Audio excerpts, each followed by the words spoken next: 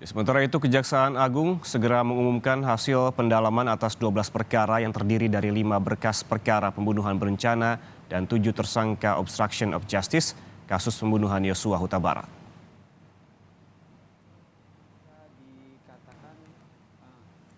Dalam 2 hari ke depan, Kejaksaan Agung akan memutuskan apakah berkas perkara kasus Yosua Huta Barat sudah lengkap atau P21.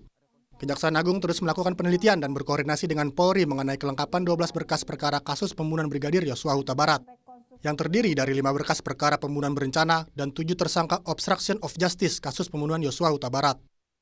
Ya, yang jelas hari Rebu atau hari Kamis ini kita lihat perkembangannya dalam 1-2 hari ke depan ya. Kalau misalnya positif tentunya bisa di PD1. Ya, kemarin sudah saya sampaikan ya. Sekarang mungkin tidak ada lagi pengambilan perkara, tapi yang ada koordinasi.